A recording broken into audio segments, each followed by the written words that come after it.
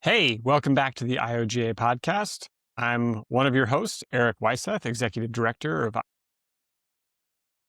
Hey, and I'm Jack Hurty, the policy director for IOGA.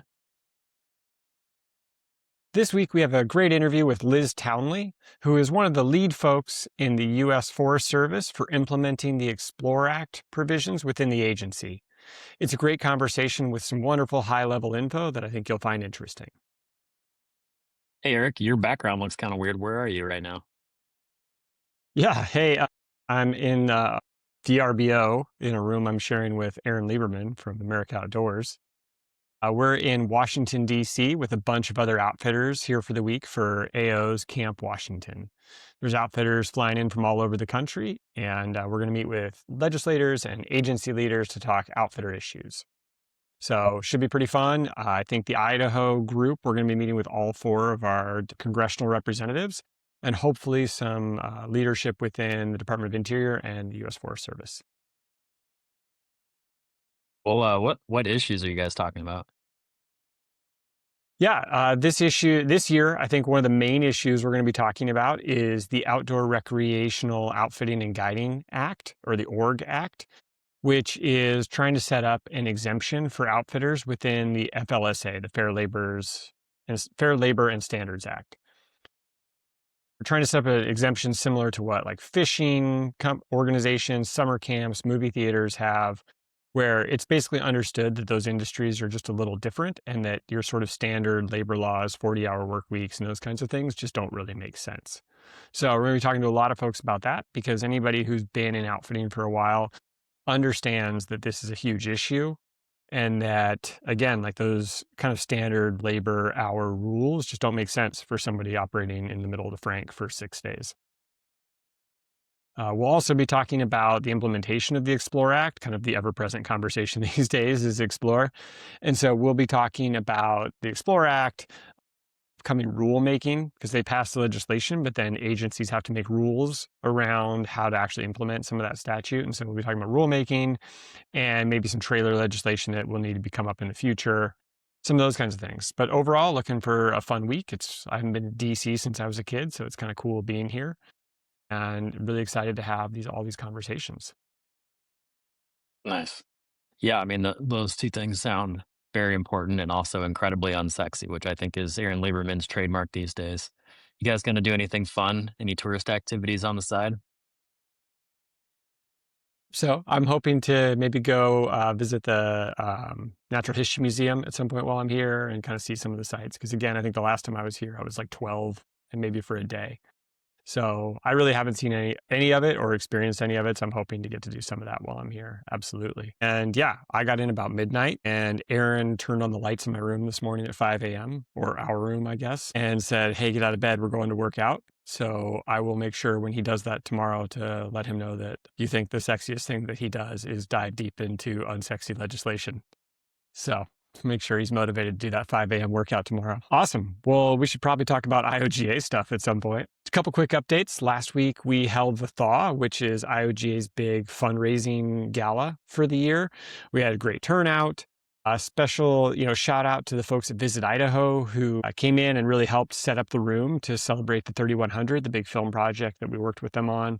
And they got up and kind of told the story about that and how impactful that has been, the awards that the feature film is winning around the country at film festivals, and how over 1 million people have watched the main salmon video alone. And I think a couple of the other ones are hitting that 1 million mark as well. So it was just really fun to have them there for the night.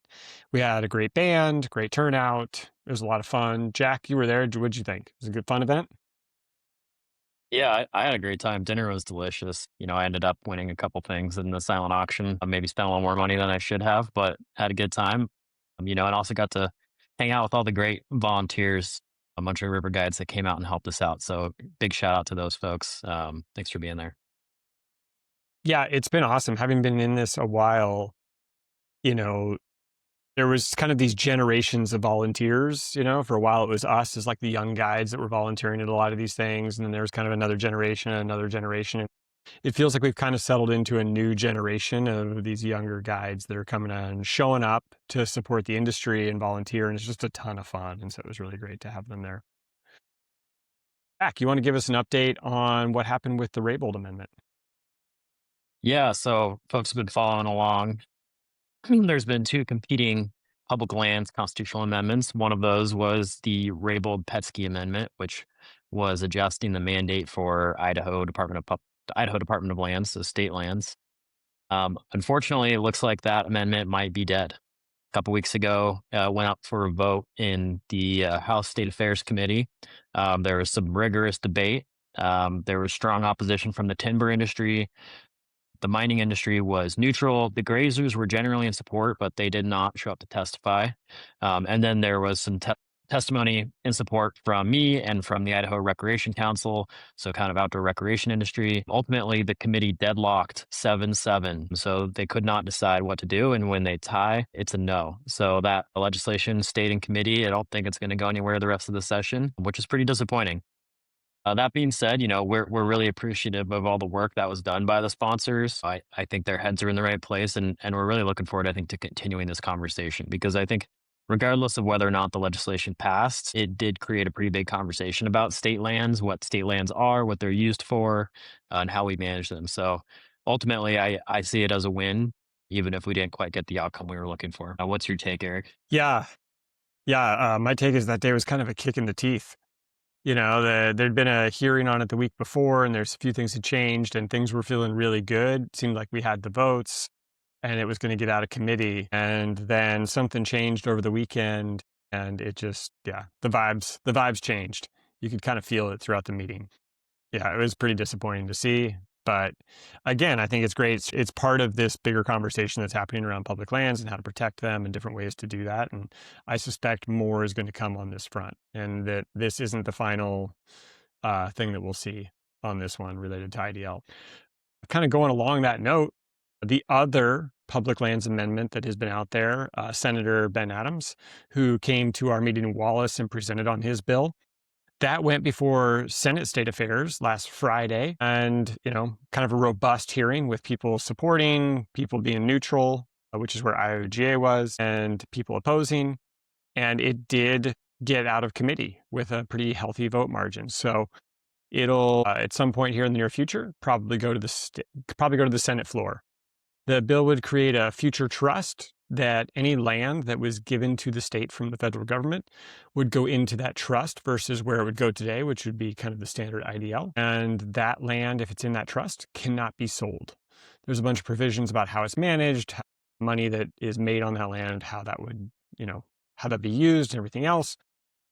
It's super interesting, but it really is a backstop bill against the potential for future federal lands coming to the state. And again, like I said, as an organization, we were officially neutral, but we did get up and thank Senator Adams for getting this conversation going, talking about public lands and doing what he could to protect public lands. I think within the association, there's been some differences of opinion on the actual language in this bill. We all agree with the concept of it, but differences of opinion on exactly how it would work and everything within it. So we were neutral on that front. But yeah, it was a good hearing, and we'll see where it goes from here. What do you think about it, Jack?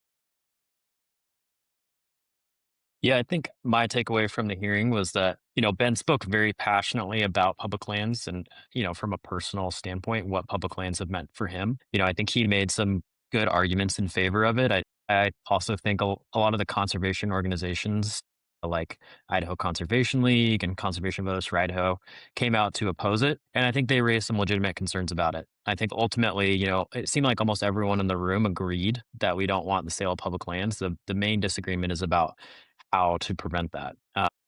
So yeah, I think Erik kind of said it, but we really appreciate where Ben's at, and we're grateful to have someone like him that is fighting for public lands. And we'll definitely be kind of tracking this as it goes forward, and yeah, see some goods in it and see some bads in it.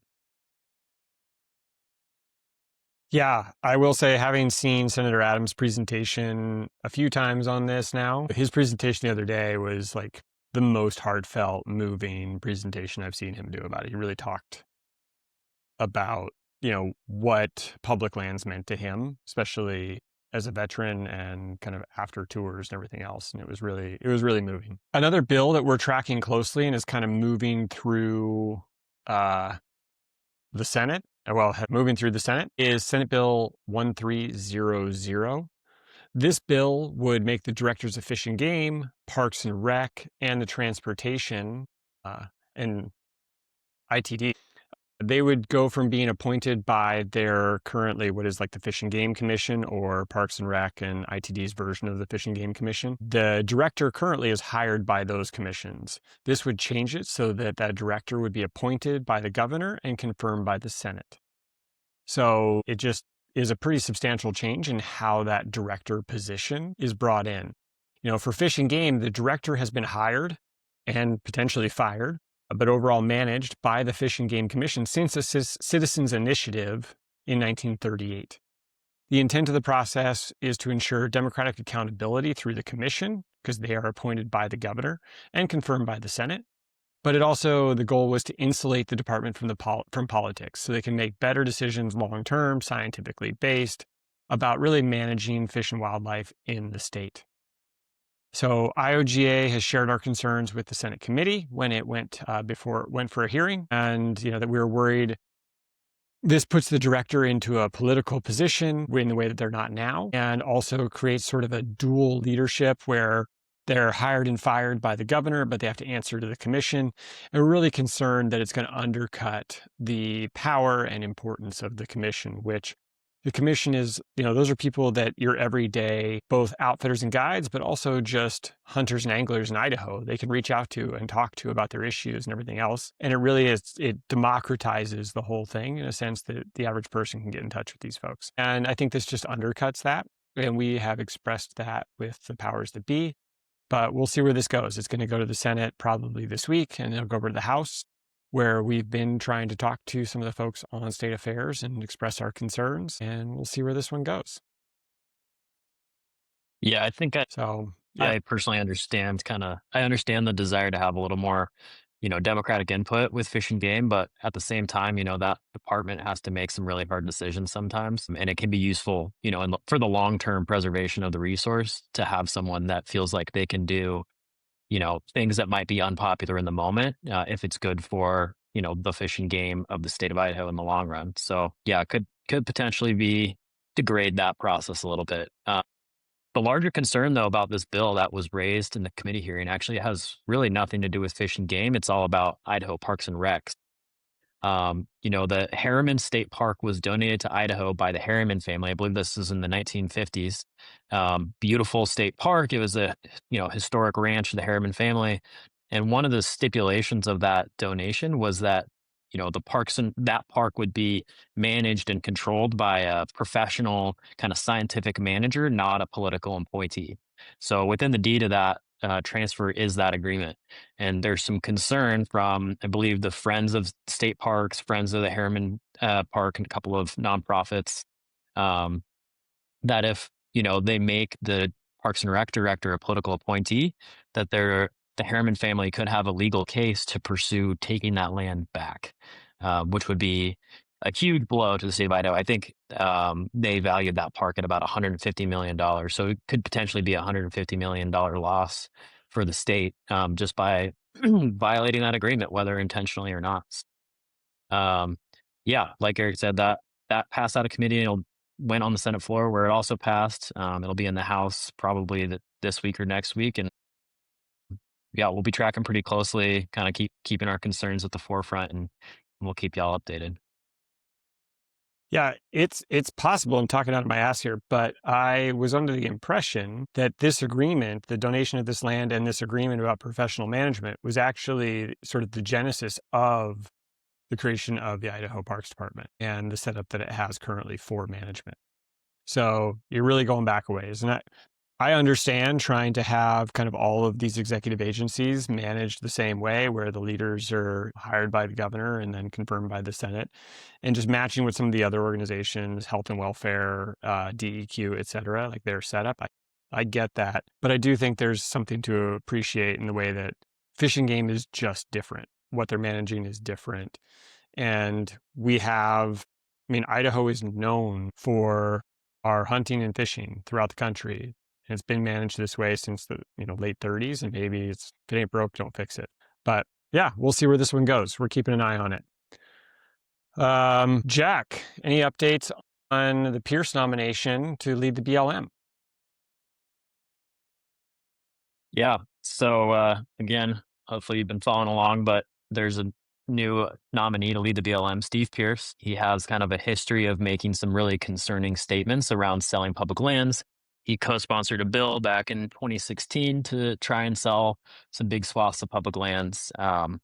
And so we shared our concerns about that with Senator Risch and Senator Crapo's offices. Pierce went up for a hearing in front of the Senate Energy and Natural Resources Committee, which Senator Risch is on. And we saw a really strong pushback on the nomination from Senator Risch.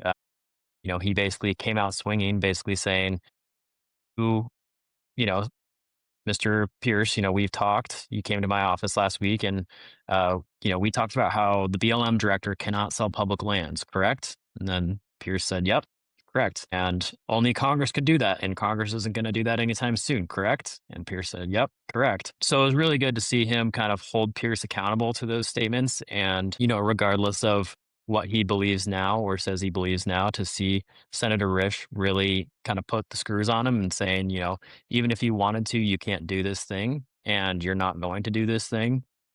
I think honestly, I watched the whole hearing and it felt like Senator Risch was the strongest person on public lands in that committee hearing on either side of the aisle. He was really I think the strongest voice speaking out against public land sales and making sure that even if Pierce is confirmed, that it's not something he'll have the latitude to do. So we're super thankful for Senator Risch's leadership on this. Like I said, we talked about this with him. I talked about it with him personally when we were in DC, and we've kind of been emailing back and forth with his office for the last couple of weeks. So it's really great to see him stand up for the interests of Idahoans and also for the interests of outfitters and guides. Pierce will be up for a vote tomorrow in the Senate Energy Committee. Erik may try and go there and sit in the back and make funny faces at him, but I think even if he does get confirmed, it's going to be really hard. I don't think he'll pursue public land sales with Senator Risch and others breathing down his neck on it. It's just become too high profile, too controversial, and rightly so. So, shout out Senator Risch. Yeah, it's great. It's a proud moment to have Idaho's delegation be one of the leaders on protecting public lands and recognizing the kind of community value of public lands and that we need to keep them in public hands. And feels like Senator Risch really demonstrated that leadership. And so it was great to see. And I look forward to hopefully when we're in his office, maybe on Thursday, telling him thank you for that leadership and what he demonstrated. Yep. And yeah, kind of hope to get to go sit in there tomorrow and just, stare at them while they vote. Not that's going to make any difference, but, make me feel better. So Governor Brad Little announced he's going to run for a third term, and we have every expectation. It's hard to imagine a world where he won't be our next governor, but he has been a wonderful partner to the Outfitters and Guides throughout his tenure, and we look forward to working with his office closely moving forward. And happy to see him announce that he's going to go for a third. Jack, I haven't really read up on this, but I have seen a lot going on about court cases are back swinging related to the lower Snake River and dams and spill and everything else. So can you let us know what the heck is going on down there? Yeah. So this has been an ongoing thing for decades now, but the federal government is back in court with some conservation groups, with the states of Oregon and Washington, and some tribal groups or some tribal nations about the management of the Columbia Snake River system and salmon and steelhead. They went back to the courtroom because the Trump administration pulled out of this litigation stay agreement that they had. And, we've got the first ruling in that case so far, which was an injunction basically ordering higher levels of spill for the Columbia and Snake River dams. And I just want to give a reminder, IOGA is not party to this lawsuit. We were kind of on the outside looking in, but this is going to have big impacts for outfitters. So with the higher spill levels that were ordered, this is a preliminary injunction. So basically, what the judge is doing is he's saying, this case is not decided. We're going to move forward. But for now, I'm going to order these spill levels to avoid irreparable harm to salmon and steelhead populations. Felt like this was a preliminary kind of emergency measure to prevent extinction or further decline. The in the injunction order, the judge had a lot of really strong words for the federal agencies and the federal government, and kind of their history of failing to adequately protect salmon and steelhead under the law. He pointed to a pretty long history of litigation, and the fact that the agencies have just repeatedly lost in court. They keep going back to rewrite their management plans and the biological opinions, only to have them overturned in court again because they just really can't take accountability for the impacts of the hydro system.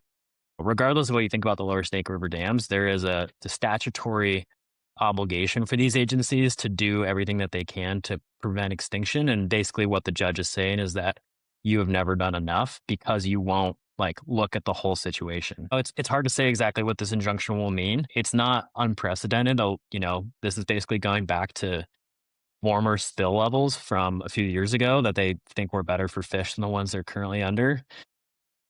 So we're hoping that those spill regimes will improve survival in the short term. There's also, waivers and allowances for flow variances.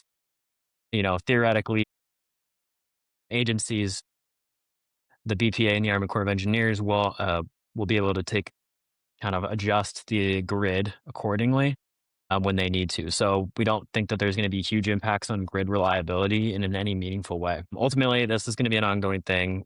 The lawsuits of this magnitude take a long time to play out. So we'll kind of keep continuing to track this as it moves forward and keep y'all informed given kind of the massive implications it has, not just for Idaho, but for the entire Pacific Northwest. Yeah, that's kind of my take on it. Awesome. Thanks, Jack. It's kind of back to the way of doing things. It seems like we had this sort of agreement, and hopefully this kind of just like constant lawsuit situation was going to go away and actual solutions were going to come forward. But looks like we're back to kind of the way things have been forever. But too bad. Another win for billable hours. Yep. Yeah, right. So if you have attended IOGA's lobby day at any of the last, 4 or 5 years, at least 4 years, one of the topics was Gate 58. So if you don't know what Gate 58 is, it was kind of that back door down in baggage claim where if you were flying with Gem Air, McCall Aviation, or any of those, you would meet your pilot and then go through some back door out onto the tarmac and hop in your small plane and fly off into the woods for whatever adventure you were going towards. Well, with the airport remodel, that Gate 58, that sort of back door onto the tarmac, went away. And we have been working with Gem Air and some of these other organizations to work with the airport to try and ensure that some version of Gate 58 existed into the future so that guests flying through Boise, coming from anywhere around the world on their way to Salmon or Stanley or a backcountry strip for a hunting trip or a Middle Fork trip or whatever, that they had some relatively easy way to get from their commercial Delta flight to that backcountry flight. There have been moments where a version of that was in the master plan for the rebuild of the airport, and there's been moments where it's gone away. Well, this last week, we did have a meeting with the head of the Boise airport and some of the folks from the mayor's office, just to kind of make sure that we had continued that conversation and to impress upon them the importance to rural Idaho of that access point.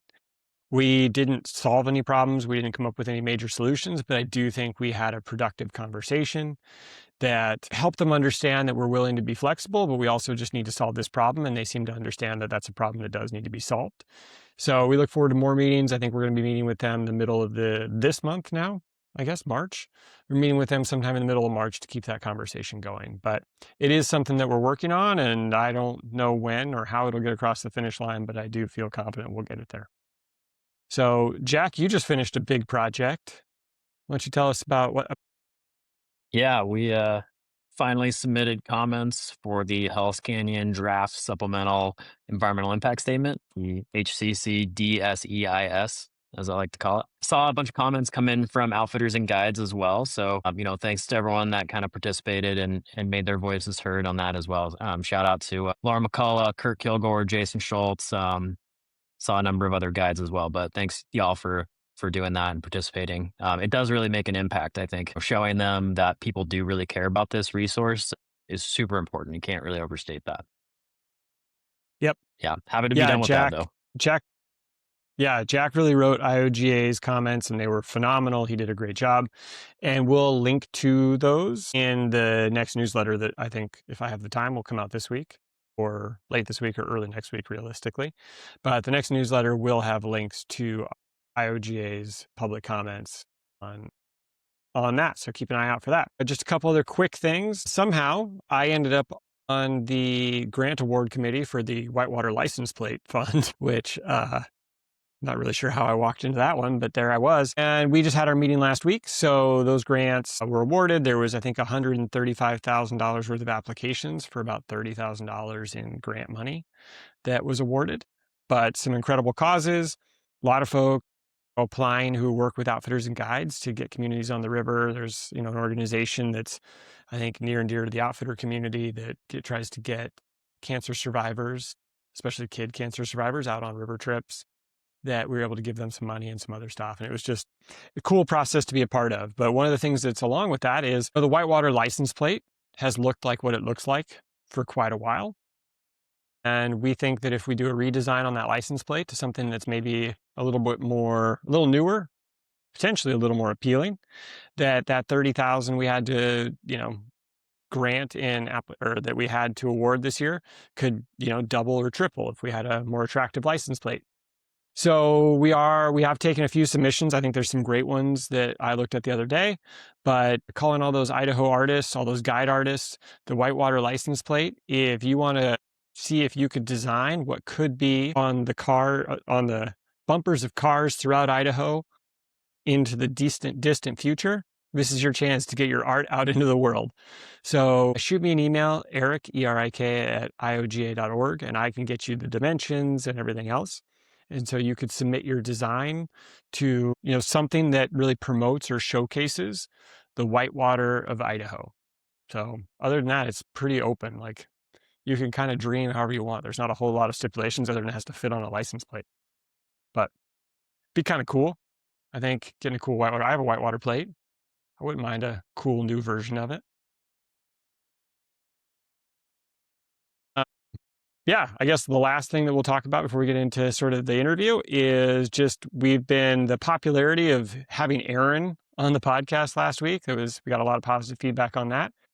So we're toying with the idea of having an IOGA Idaho specific one that'll kind of be like this, and then maybe doing a second one with America Outdoors and Aaron really talking about national issues for outfitters. So we'll see if that happens or not. If you have any great name ideas or you think it's a terrible idea, you can shoot us an email and let us know. All right. Terrible idea. Yeah, I don't know. What do you think, Jack? You were on that one last week. I think it would go off the rails, honestly. Aaron's tough to rein in sometimes, so I'm not sure how that'll play out. I think it would mostly be me trying to just keep him in line. But for those who really like going in the weeds on complicated issues, it'd probably be really, really good. I think people would be into it. You could call it important but deeply unsexy. I think we may have just landed on the name. Important but deeply unsexy. Interviews with Aaron Lieberman. He's going to love that. All right, so for you outfitters and guides, we have a couple upcoming meetings that you should just be aware of. So you can start planning if you operate on the SNRA. So if you're an outfitter who operates anywhere on the SNRA, we're having a SNRA outfitter meeting. So meeting with outfitters, getting together with the agency leaders. And that is this coming Monday, March 9th is what we decided. Monday, March 9th at 11 a.m. at the Ketchum Library. We also are organizing a meeting for outfitters who operate on the Nez Clear. So if you operate on the Nez Clear forest up there, that is going to be April 7th in Orofino. We will have more details out on that, including an agenda, time, exact location, everything else. But plan on April 7th in Orofino. All right. Well, Jack, anything exciting this week? Anything else you got going Not on? really. Just digging out, really. It's kind of what it feels like. Yeah, right. Oh, I will be, I forgot about this. I will be down in Twin Falls on Friday doing a presentation about the outdoor recreation economy and public lands at College of Southern Idaho for their little mini conference they're doing on public lands. Spreading the gospel of outfitting and guiding. That's awesome. Well, if you happen to be down in the neck of the woods, go swing by and say hi to Jack. All right. Well, now on to the interview with Liz Townley. of the U.S. Forest Service on the Explore Act and the implementation of the Explore Act. This is a complex topic, but really important for outfitters, federal permits. It's really going to change a lot of things, not just in the real short term, but also kind of over the long term, as you'll see in this. Many of the conversations we've been having, Aaron's presentation to America Outdoor or IOGA and everything else, you've really seen kind of where we've been hyper-focused on the issues that are going to impact outfitters. But what I found really interesting about this conversation, Liz is not really focused on that one piece. She's more focused on the broader implement of the act as a whole. And there's a ton of other stuff. Like the conversations we're having around outfitters really is just this like one little tiny bit of this much bigger thing. So I found it really interesting to step back, and Liz walks through this presentation of the broader scope of all of the things that Explore does. So it's very high level, but really covers the breadth of the act and how it's going to impact recreation in a broader way. So I thought it was really interesting. It wasn't quite what I thought I was getting into when I started. And maybe you'll feel that in the interview. Like I really thought we were going to dive in deep, and that's kind of where her expertise was. But as it became very apparent in this, it's like, no, this is a much bigger, broader conversation. We will be having some follow-up conversations down the road with folks who are more focused on the outfitter specific part. But like I said, this was really eye-opening for me, and I really, really enjoyed the conversation. One quick housekeeping note on this one. Liz does give a presentation. I think listening to it will be great because she really explains it all. And so you can listen to it in your audio formats and it'll be fine. But if you are watching this, I think there are some pieces that you'll pick up that you'll miss probably in the audio piece. So all I have to say, here's the interview with Liz Townley. Enjoy it.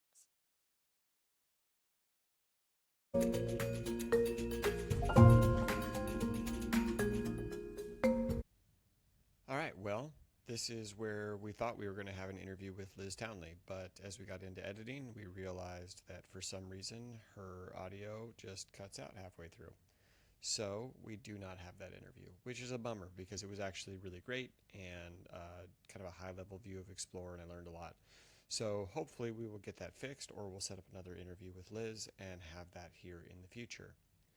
So anyway, thanks for joining us this week. We will not have an interview, but we want to say thanks to Liz Townley for agreeing to be interviewed and for a great conversation where I got to learn a lot, and hopefully we'll be able to share that with you all here in the near future. Also, thanks to America Outdoors for setting up Camp Washington. We have one more day to go, but so far it's been a wonderful event, and it really does feel like we're moving the needle on some important outfitter issues here in DC. As always, thanks to all the outfitters and guides in Idaho who are in the field working hard, sharing our incredible state with people who would otherwise never have the chance to fall in love with it. If you liked this episode, please subscribe, tell your outfitters and guide friends, but most importantly, what we need you to do is consider becoming a member of IOGA. It's the support of our members that allows us to continue our efforts advocating for this community. Thanks so much. Have a great week. We'll see you back here maybe next week.